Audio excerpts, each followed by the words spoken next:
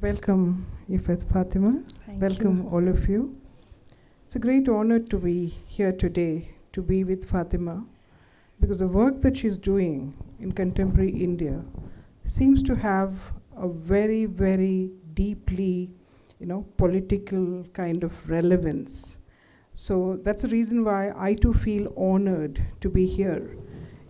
The kind of work where she engages maybe with the whole idea of preventing a certain kind of amnesia that is creeping all around.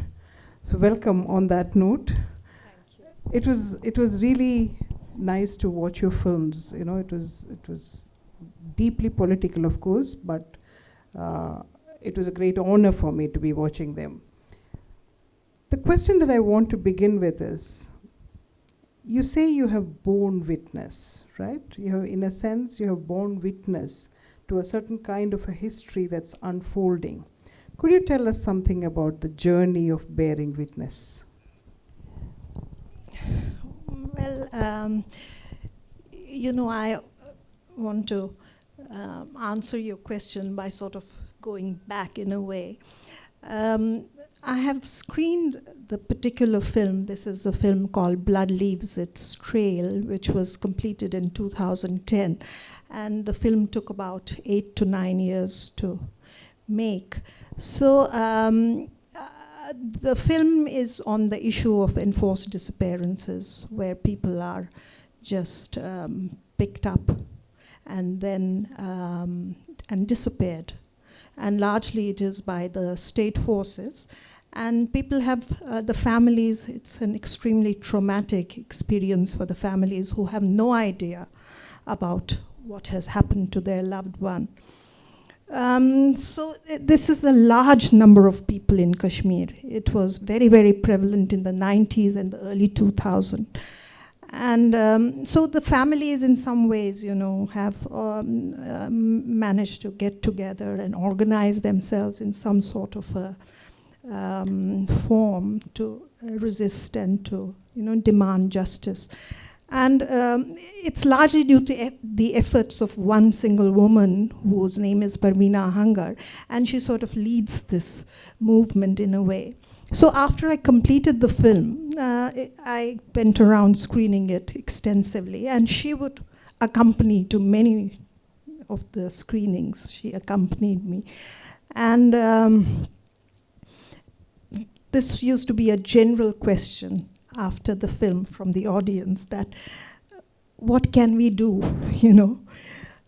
It's in terms of bearing witness, what you said. So she would always say that, look, now that you have seen the film, and now you have become witnesses to what we have endured and what is happening. So now it is your sort of duty, in a way, through whatever way, through your art, through your whatever possible, for you to take this forward, and so that people know what is happening. So, it's to answer your question. So, it's been a long process where I sort of engaged with the families very closely, and was really witness to the kind of immense trauma that this, it's a heinous crime. In the international law, it is considered to be a heinous crime, which is not allowed under any circumstances. It's been declared, a crime against humanity, and under no conditions is enforced disappearances justified. So, because it's like a torture for the family, and I have been witness to that experience, and it is a continuing thing, and it's something that cannot be forgotten. The families will never forget it, It's In a sense, you're writing memory back onto screens, onto maybe people's consciousness. So it's a very interesting answer that you gave me, because when you say that you're trying to make the spectator or spectators, audiences, bear witness to the trauma that a large section of people have borne witness to alongside you. There's a certain kind of a filmic practice that you embody. Could you speak a little bit about that? Well, I do sort of believe that, I mean, I'm a documentary filmmaker primarily. So I do sort of believe that the function of the camera, you know, when you're a filmmaker, you're with the camera. And the function of the camera is really to, at least in my practice, I think it empowers your subjects in the way. It has to do that, you know, and I have experienced that in my filmic practice in Sri Lanka, wherever, that, you know, those who speak into the camera and those who have, who are victims, to use that term, of different aspect of social, you know, and state repression, they see the camera as, you know, it sort of validates, when they talk to the camera, in a way, they feel that it validates their point of view and their suffering, and that it gives some kind of value to it. And they feel that by, you know, speaking to the camera, they are transferring. And so then, as a filmmaker, you transfer that experience onto the audience in a way. So, you know, it's a process, and a camera is really a medium to that process of transference that happens. And so the audience become, you know, in a way, you are connecting the audience to the sufferer. You know, that's, and the camera becomes... So multiple linkages become multiple possible. linkages. And alliances, allies. Absolutely, absolutely. That is what I think is the function of the camera, in a way, in a situation like this, in this particular context. I wish there were more young filmmakers here to be listening to Fatima, because in a sense what she's also saying is how political the camera is. You know, the intensely political manner in which you can forge alliances and maybe create resistances with the camera. Thank you for that. You mentioned Sri Lanka. So the earliest stint that you had in Sri Lanka, could you describe a little bit about that and how maybe it helped you make connections with you know, the topic that you took up later on? Yeah, I went to Sri Lanka actually in 2000, in the year 2000. And, well, you know, it's unbelievable looking back on that time, because in 2000, Sri Lanka was a very different place from what, and that film really now is an archive in a way. In 2000, there was a ceasefire. I mean, you know, Sri Lanka had been going through a war for years on end, and in 2000 there was a ceasefire, and between LTT and the government of Sri Lanka, and then the ceasefire facilitated the opening of a highway. It is called the A9 highway. This highway connects South and North Sri Lanka. It's the only connection between, and that highway had been closed for more than 12 years before 2000. So, you know, it was an immense opening of that highway. You know, it was really a very, very hopeful time, and, you know, people were coming and going on that highway. And so that's what sort of triggered that film, the opening of that highway. And that highway actually begins at the southernmost part of Sri Lanka, which is beyond Mathura. And then it goes all the way to Jaffna and the very end of Jaffna. It's totally... So that A9 highway, you know, in a way, it became like a metaphor for this space which had opened. And it was a very hopeful time that maybe peace would at last come to Sri Lanka, and hopeful of a reconciliatory peace where there would be some sort of a, you know, a political settlement, which never happened. But what were your reasons for going to Sri Lanka? I'm just curious, because you know, there's a pattern in what you're doing, and Sri Lanka definitely I can understand. But then what were your specific reasons at that point of time to be in Sri Lanka? Well, in some ways it was just by chance. I mean, I am from Kashmir personally, and Kashmir was going through a very bad time. I was a little bit hesitant to, engage with Kashmir at that point of time. Things were very bad, and I was just beginning in a way, and I didn't have the confidence to enter into, Kashmir and do work there at that point of time. Confidence in several ways, because it's my hometown. There are so many different aspects, It was just by chance I, went on a fellowship to Sri Lanka with a, it was this Young Asia Television, which was a small television company just beginning with young people there. And, they invited me to teach there for some time to help in the training process. I see that as a very interesting journey, because from Kashmir to Sri Lanka, Yeah. the journey that you charted, and then from Sri Lanka back to Kashmir. Yes. I see that back and forth movement extremely interesting for a number of reasons. As a woman making that journey, as a woman inhabiting certain spaces that are, trenchantly political within larger nation states, right? The Yeah. apparatus of the nation states. So that's the reason why I asked you that question. How old were you when you were in Sri Lanka? Well, I was in my 30s, early 30s at that point of time. So, I mean, it just happened, as I said, when I entered. But then when I did the film, then I returned. This was like just for 2 or 3 months I was there. But that sort of really exposed me to I interacted with a lot of young people.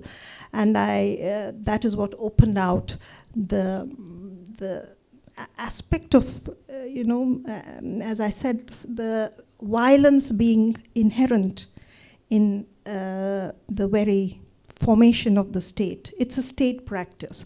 And, many of these anti-state movements, say for instance LTTE was a clone of the Sri Lankan state. It was aspiring to be like the Sri Lankan state. So it was using the same methodologies in a way, so it was similar in some ways, though very different. But the militant movement in Kashmir was at that point, at its peak. And, it also uses violence, but the pattern for violence, the model for violence, the template for violence is the state. That is what clearly it was evident when I was in Sri Lanka, because then it also made me look at the other aspect of state violence. You see, there was the LTT, that's the Tamil, what is termed as ethnic violence, majoritarian and minority violence. But then there was this other aspect of Sri Lankan violence, which has remained largely not the Tamil Sinhala violence has, is the predominant sense of violence. But then for years, Sri Lanka experienced violence. There was this left organization, JVP, and it was a Sinhala students movement, and the kind of state violence that was used against them and the kind of violence they used, JVP as well, is completely unparalleled.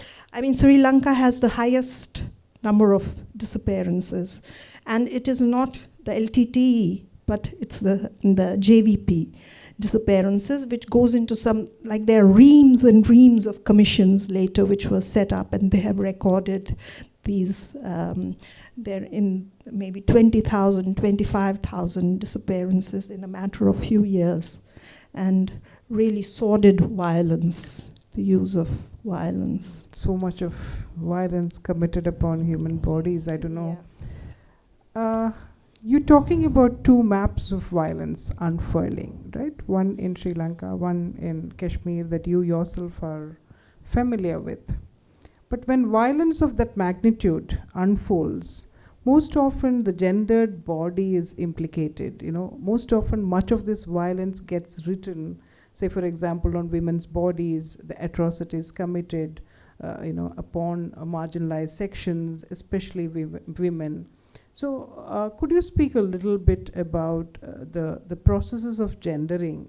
The way, as a filmmaker, as a woman with a camera, looking on to these landscapes where gendered violences occur. Well, see, like, I think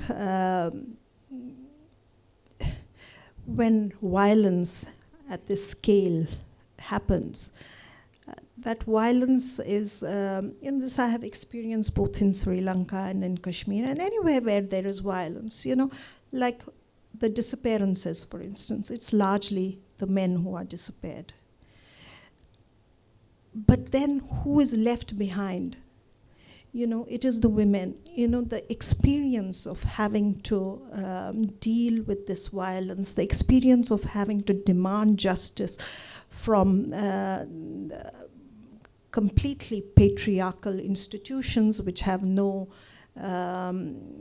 concern, which is, the state institutions largely. The state is a patriarchal existence, state is nationalism, state, these are all patriarchal terms, and they have no, you see, they are without any concern for, like you said, the marginalized, or it's just ruthless, completely ruthless.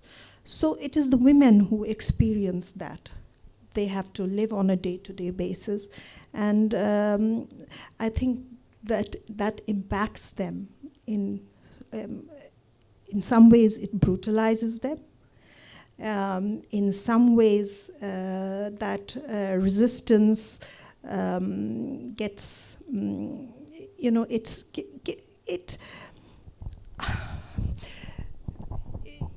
like say Meena, this group, most of them, they are single women, and now, they have been struggling for the last 30 years, more than 30 years, without any recourse. But they have, and as single women, they have grown, their children have grown up, and, they have been able to, whatever, educate them. And now many of those children are turning against them. I see this happening.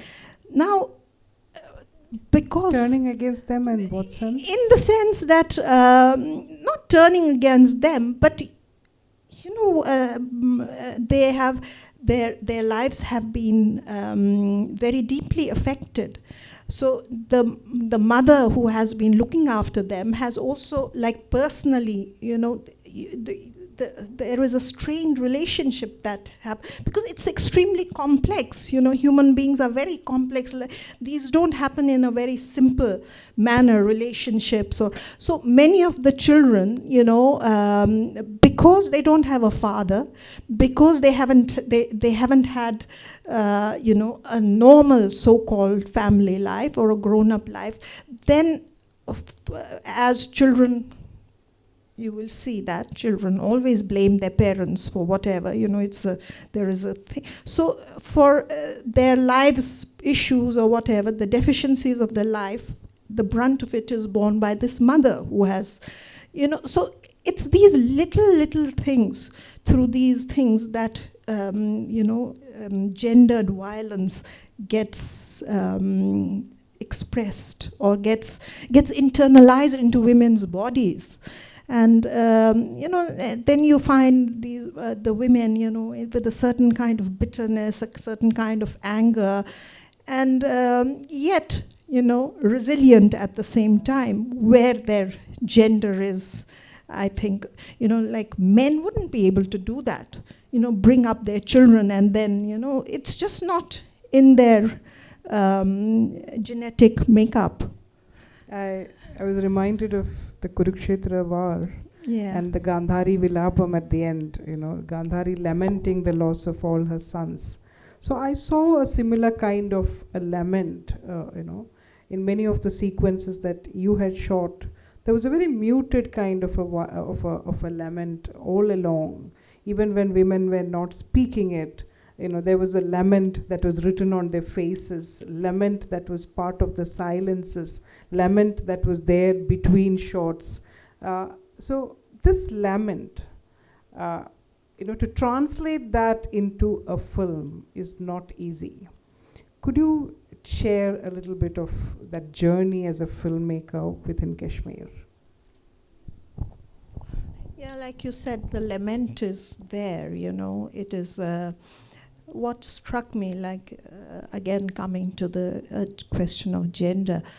While traveling through Kashmir and interacting with these women, what really struck me was the use of language. I mean, women have a way with language, which is very, very special, and I think Kashmiri language, that is the only, that is one good thing, which I missed in Sri Lanka. I didn't know the language, but here I was familiar with the language. So is Tamil, actually. It's very poignant and very powerful. Yeah, I know. In translations, you could get that sense. But Kashmiri, because personally I understood the language, and it is just fascinating. In fact, the title of the film, Khundi Barav, is actually something, it is derived from, the women always use this term, Khundi Barav, Khundi Barav. So, Khundi Barav means that blood. Literally, it means that blood that has been spilled, blood that has, and there is an assumption that it is innocent blood, will take its revenge in a way. It will call out, and who will it call out? So it is at multi-dimension. It will call out, like the mother is. It will call you out that you didn't do anything. So. And then the mother says that, it is idea of justice, that justice will prevail, come what may. Khundi Barav, meaning justice, blood has to, come to a certain denouement, so to say. There has to be, and that is the idea of justice. So, it is the idea of resistance, like. Even if justice, I don't think Kashmiris have any kind of expectation from the Indian state as far as justice go. They will never get justice from the Indian state. But for them, justice lies in the idea of resistance. As long as they are resisting, there is justice. So justice is inherent in the idea of resistance. If you give up resistance, that means you have accepted injustice, and that's in a way completely hopeless. See, in a sense, for the small state that is far removed from Kashmir, on the other side of the subcontinent, where the trauma that you speak about, the injustices that you speak about, are not part and parcel of the everyday as far as we Keralites are concerned. So it's also a call, a cry from far away that we are listening to. So that's the reason why I wanted to ask you your own travails as a filmmaker within this rather, fractured, fragmented kind of a terrain. What are the trials? What are the tribulations? As a filmmaker, the challenge as a woman filmmaker to be filming under a certain kind of, a certain ambience and atmosphere where maybe many things that you wanted to do were not possible. So there is a certain kind of a censorship that you probably had inflicted upon yourself out of a certain compulsion, right? So censorship working at multiple levels, censorship of the state, maybe of, the surroundings at a personal level. So how did you negotiate them? Well, sort of, in some ways, I think I say this with, some reservations as well. But I think being a woman filmmaker, sometimes I feel has a few advantages. So I think in both cases, like in Sri Lanka and in Kashmir, I have felt that because of the fact that a woman is seen as very, not as too dangerous, So there is a, you are sort of... Maybe you shouldn't be saying it loud then. Yeah, that is really, it's... I feel that it has been really a privilege for me to have been able to make these films, to be able to have experienced,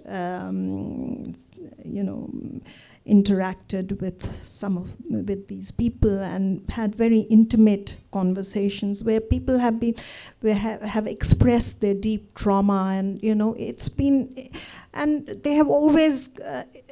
I have always had this sense after coming out of a shoot with people, and that it's it's not, people haven't felt overwhelmed or anything. They have always felt that okay,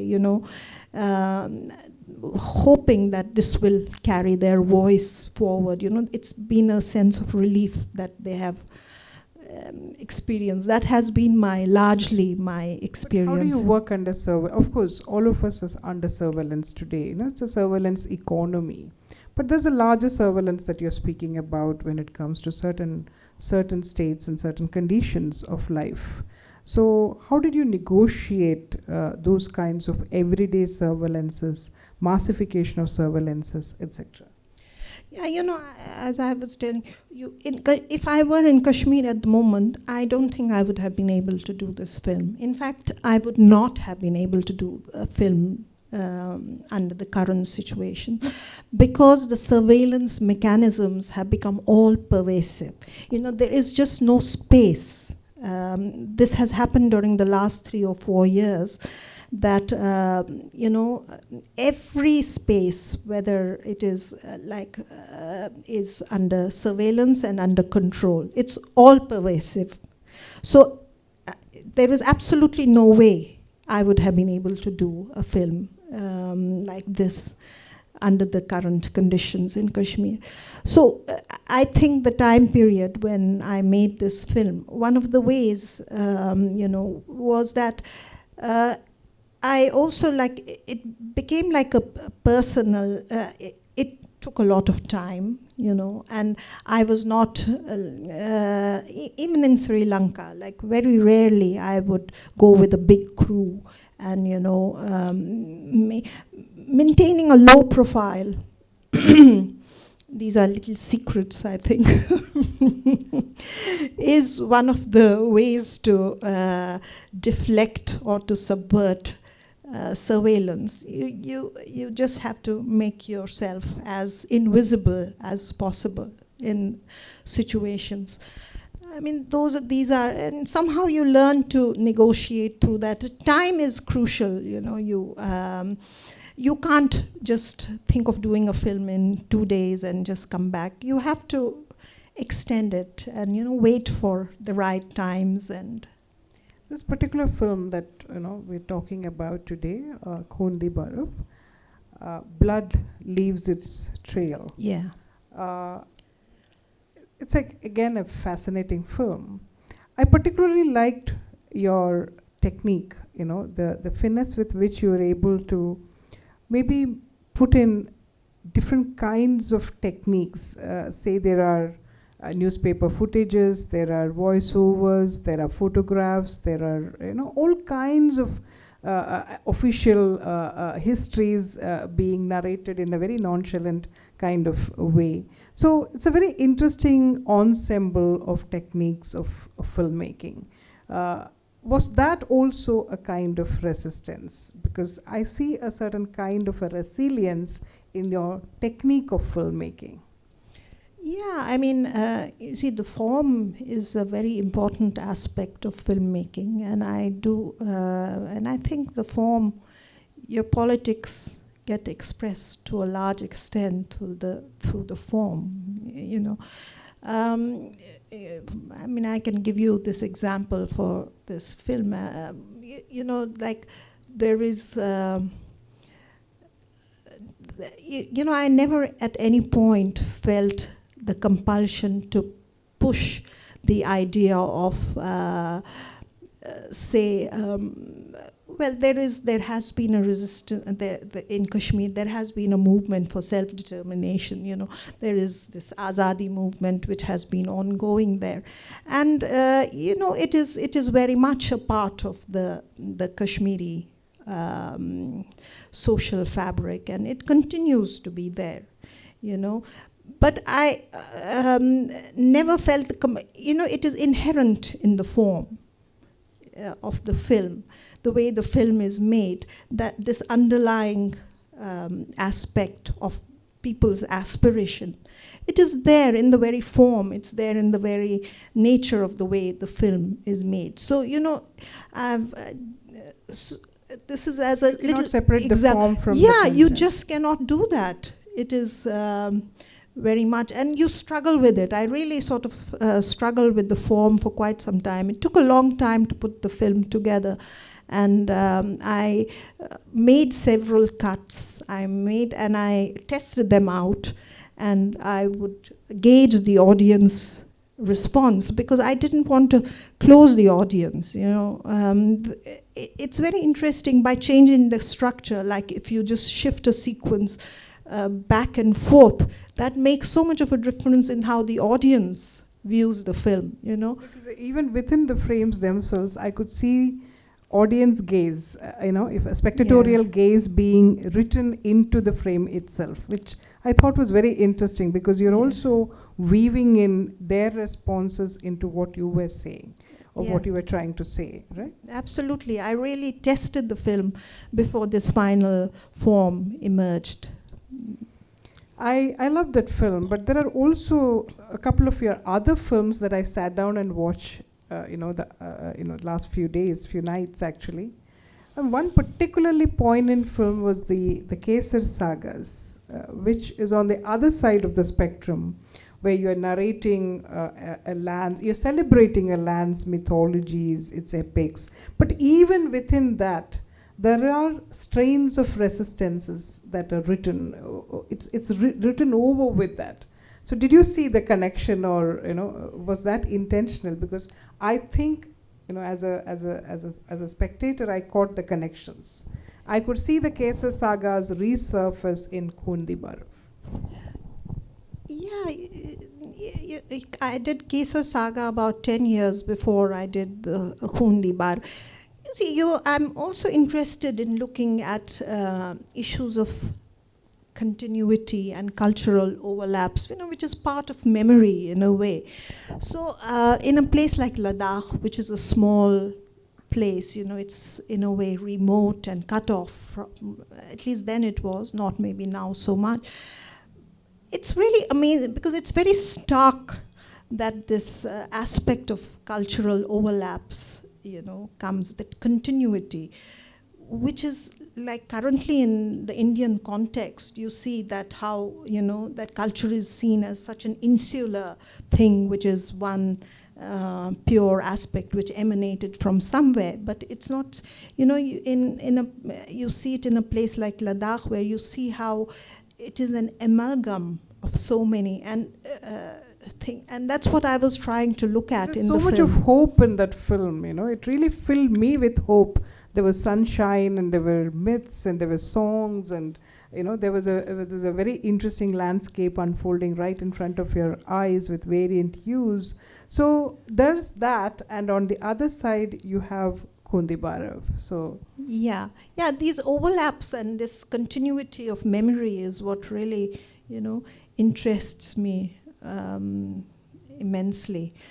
And as I said, in Ladakh, you see, Ladakh was, I mean, maybe thousands of years ago, there was a shamanistic kind of a, you know, religion, culture there, and then Buddhism came in, and it Then after that, Islam came in, and several different aspects. And when a religion, in a way, comes along, it doesn't come just by itself. What was also interesting is because, say, for example, when public processions or public meetings to mourn the disappeared were put in place, bans were put in place. I like the way, for example, religion and a site where maybe the mourning was not apparently political, but it was also political, trenchantly political.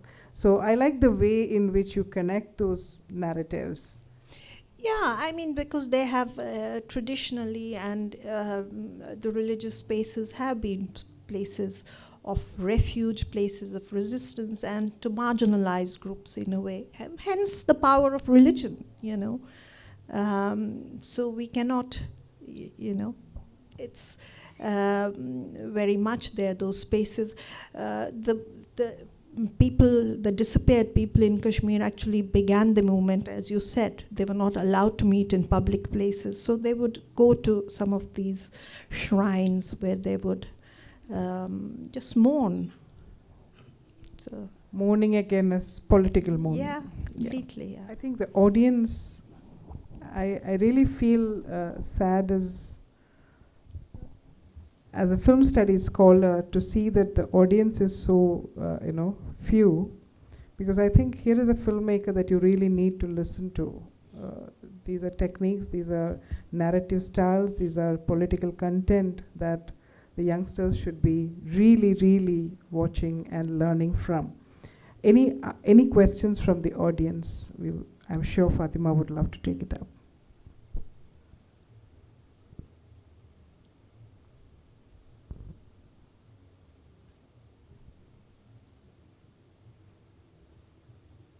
Yeah, there's somebody there who wants to ask.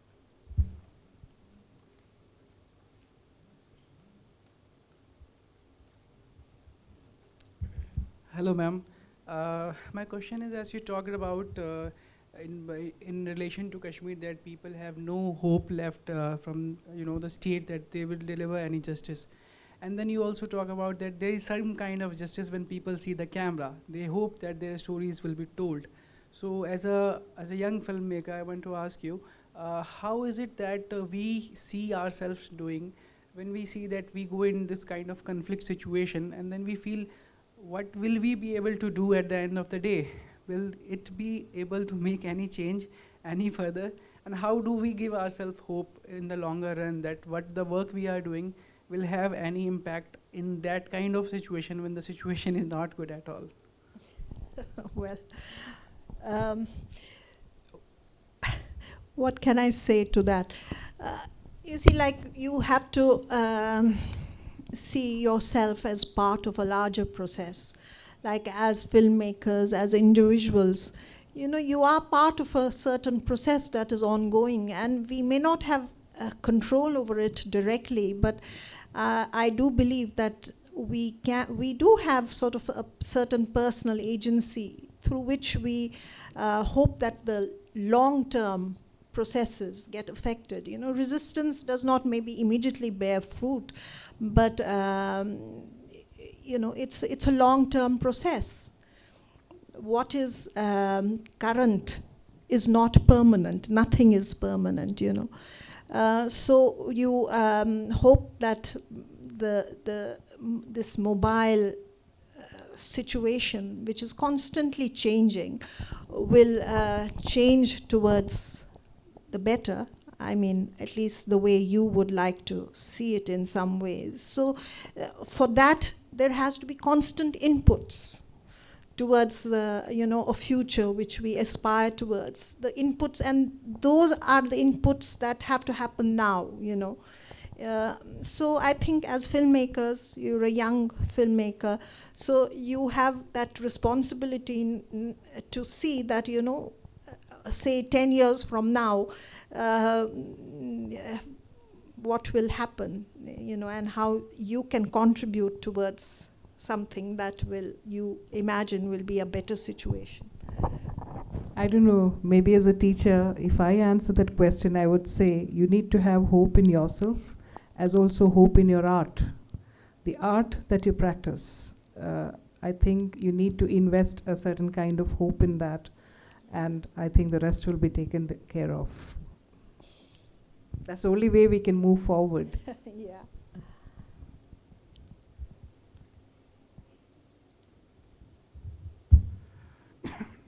Madam, you said that in a surveillance state like Kashmir, where the face recognition software is on the prowl, you are forced to camouflage, you are forced to invisible, to remain invisible. My question is regarding the right to information is hampered by the internet ban there. The total mass is de-digitized because of the internet ban. So what is your take on that democratic mediums ban? The right to information. And also you said that in Sri Lanka, the state was the template or rather the clone of terrorism. Do you think in Kashmir too, Indian state is the template or clone of state-triggered terrorism? Well, for your first question, I think it is self-evident, like having access to information, having access to internet, having access to all these are like human rights, whatever that means, it's unimaginable. Can you imagine for 6 months you have no internet, you have no phone connections, you don't know what is happening in the other house, you don't know. So in Kerala we say that internet is a basic human right. Yeah, it is, because everything sort of has become, you've become so dependent on the internet for like the COVID times have brought that really, that how important these connections are to maintain human relations, to maintain your sanity. So the fact that for months on end, internet or even sort of telephone networks are completely broken down is it's a crime, and that crime is committed by the powerful state who takes upon itself the right to do that. So that is again, the state feels entitled to control people's lives and to control situations for whatever reason, and they do it. And they make sure that any voice that resists, any voice that is snuffed out completely. So that is what has been happening in Kashmir. There is currently, there is a narrative that is being imposed on Kashmir. It's a narrative from outside. That is the narrative which everybody gets to know and hear. And there is no journalism, journalists. In fact, it is, like the archives, the newspaper archives are being erased in Kashmir. And journalists who have written, say, would have been writing an article in 1990 or 2000, when they try to search for their article, they are not available. And these local newspapers, they have been told to just erase them. So they have been updating their websites, and in the process erasing all that. There's a certain time period before that. Everything is being erased. Now this is a major issue currently. I mean, it's just an example of how a certain time period is being erased and a new narrative is being imposed.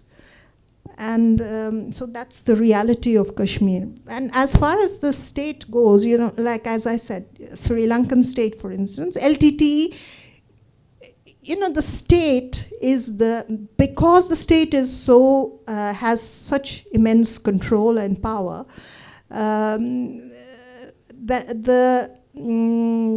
or like LTT, for instance, it aspired towards the same kind of power. It wanted to become a state.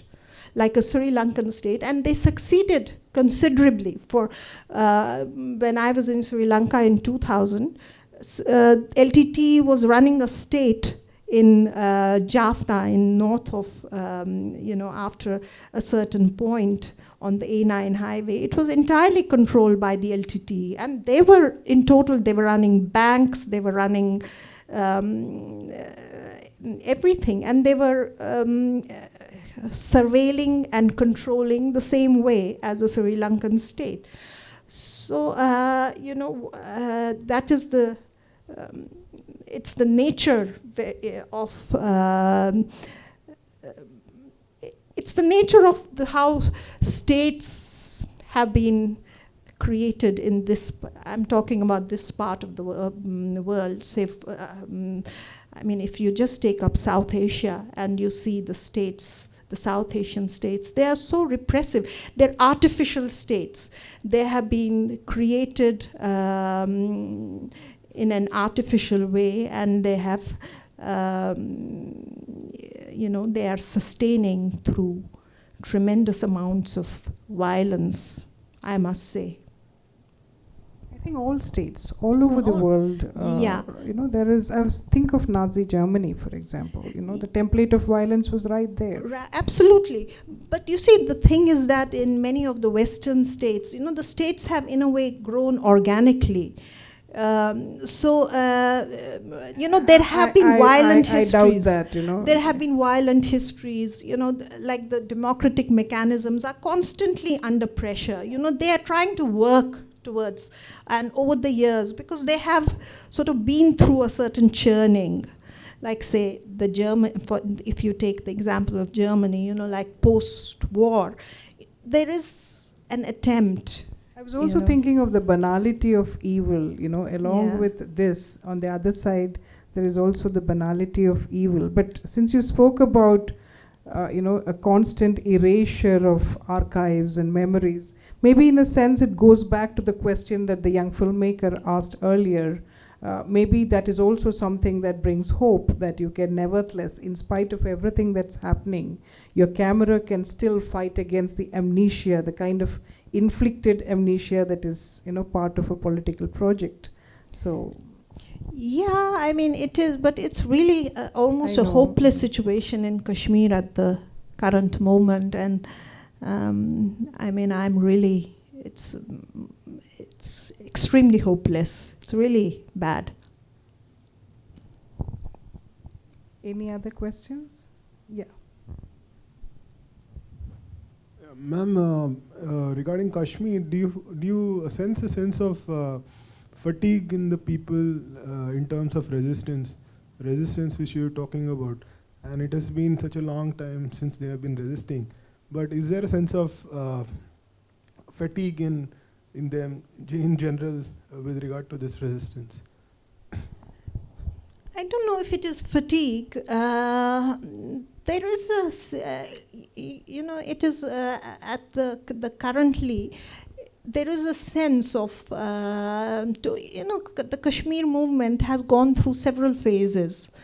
It's there is a time period when you have to recoup, when you, I think there is an internal sort of churning happening in Kashmir. There is very little space, and there is a sense of hopelessness and a sense of despair, But I think it's my personal sense is that it's a phase that they are going through, and but it's not fatigue really, It's just that we need to get back, there needs to be some kind of rethinking and re-evaluating about how resistance, that's not necessarily happening in a very organized fashion, but it is happening at different levels. I mean, people have immensely suffered, and they need some space to recover, and under difficult conditions. It's on a day-to-day basis that they are, fighting for bare survival at the moment, which I think is very much a part of resistance, because resistance doesn't necessarily always translate on the streets and by picking up the gun or whatever. There are several phases that resistance goes through. That memory aspect of it is there. It's there in people's bodies. It's completely, it's newspaper office archives can be erased, but you cannot erase the memory that is there in human bodies and people's, it's inscribed on the people, that memory. I have one more question. How do you differentiate the LTT militancy and the Kashmiri militancy? Like, since you have seen both, how do you differentiate the two? Well, currently I think there is no militancy in very little. But you see, LTT was what LTT did at one point of time was it became a consolidated organization. It consolidated the entire. It sort of eliminated all other militant groups or any other mode of resistance that was there in the Tamil movement. LTT went about systematically destroying it. And so they were ruthless in that. So that gave them immense amount of power. That is why, for years on end, they were in control of large parts of the Tamil, areas where Tamil majority are there in the east and the north of Sri Lanka.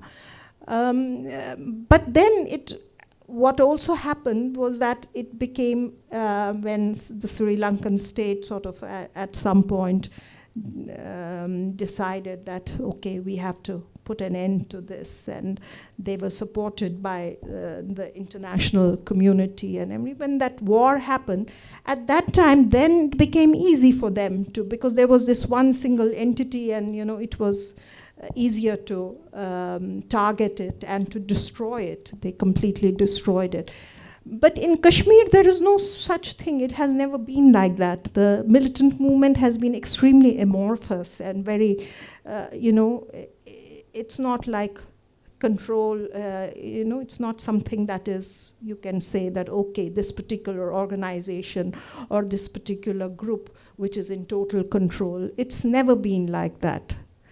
So that is a little bit, that is the difference between, say, the militant movement that is there in Kashmir and LTT. That's my understanding of how differently they have worked out. If there are no more questions, are there?